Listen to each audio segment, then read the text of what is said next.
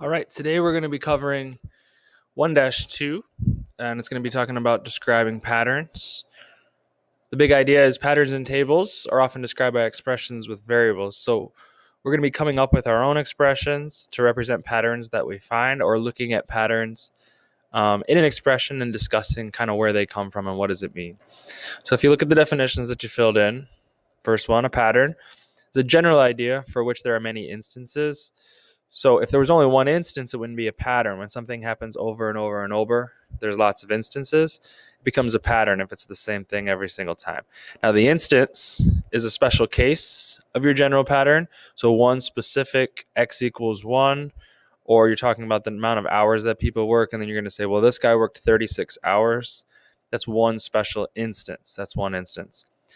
The term is the number or expressions that are added, and we'll come back to that. So that's when you're writing an expression, kind of how many pieces are there. And then defining a variable, describing the quantity the variable represents. That's kind of a fancy definition. Defining a variable basically means just explaining to somebody who's looking at an equation or an expression what your variable actually represents. So if they see y equals 4x plus 2, you got to tell them, well, y is equal to miles and x is equal to dollars or something like that, so that they understand what x and y actually represent. That's what defining a variable means.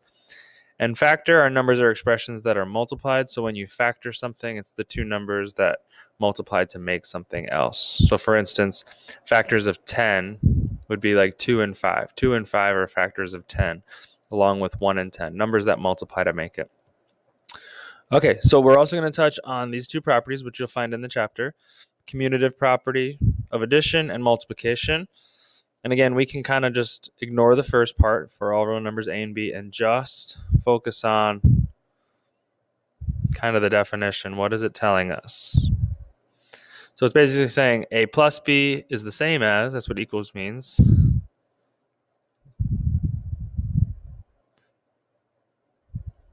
So a plus b is the same as b plus a. 1 plus 5 is the same as 5 plus 1. You get the same result. Now, that doesn't work for every operation, but it does work for addition. You can flip the order, still works. Again, that's the commutative, and you've definitely heard this word before, but maybe not all so often. And then multiplication, it also works. 2 times 6 is the same as 6 times 2. Reverse the order, you still get the same result. Does not work for subtraction. You end up with negative numbers and positive numbers when you flip it. In division, you end up with possibly whole numbers and decimals. Okay, so that's not going to work there either.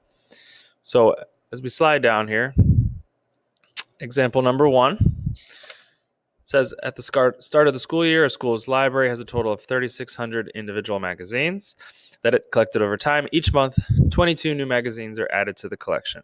So every single month, 22 new magazines are added to the collection. So let's say you wanted to figure out how many magazines there are after 1 or 2 months. Well, that's fairly simple, right? You're just going to add 22 a couple times to 3,600. You've got your answer. But what if this is over years and years and years and years and years, and you want to know, well, it's been 4 years, and that's 48 months. How many magazines?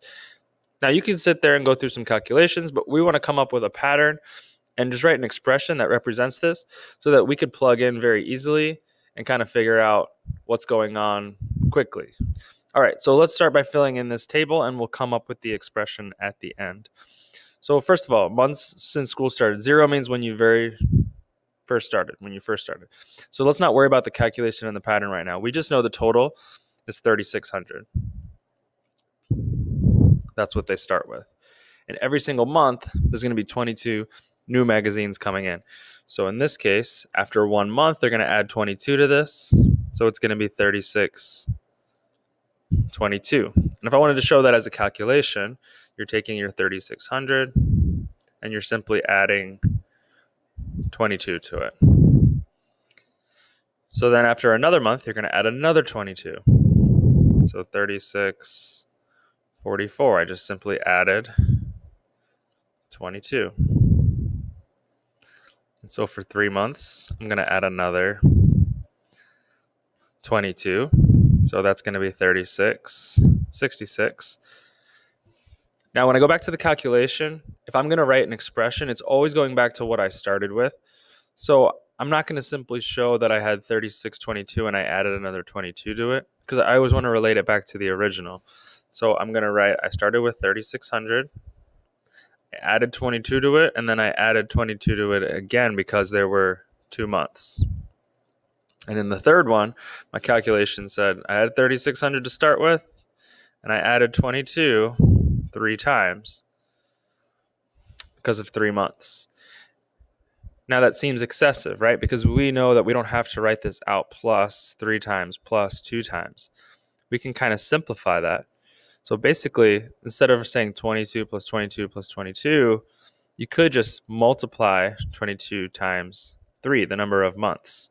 Okay, so you're always starting with 3600. So if we're going to write a pattern, we're always starting with 3600.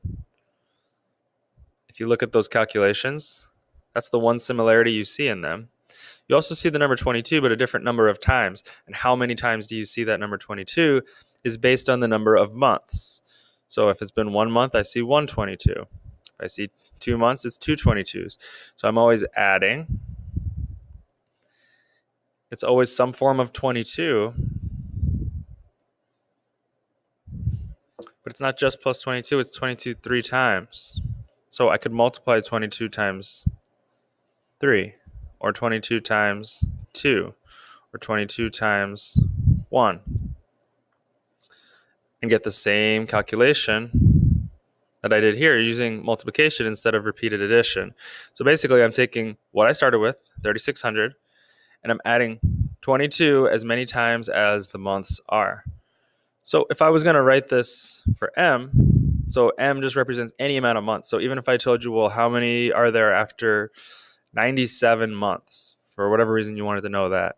So instead of adding 22 97 times, we can simply just plug that in for this number right here. So since this is the number that's changing, we're going to call this our variable and represent it with m, because the 3, the 2, the 1, that's the number of months. It just changes based on every instance or every situation. So if I told you 97, you'd plug in 97 and you could quickly figure out how many magazines there are. So my pattern here is 3600 plus 22 times m, times the months. So we're not going to worry about a calculation or the total number here because we don't have a number. Okay, it's just m. Let's go back for a second and let's look at the very first one. All right, my pattern here should still hold true. So it still should be 3600 plus 22 times the number of months. Well, the number of months was 0. So does this still work? And the answer here is yes, definitely it still works, because 22 times 0 is just 0. And so when you add 3600 and 0, then you get 3600. So my calculation is just 3600, and I don't add anything to it because I'm at 0 months. All right. So what I want you to do is I want you to flip this over. I want you to give example number 2 a shot. I want you to pause the video, and I want you to try this and see if you can fill it in. It's very, very similar to the one you just did. See if you can fill it in by pausing the video first, and then I'll go through it in the video and you can see how you did.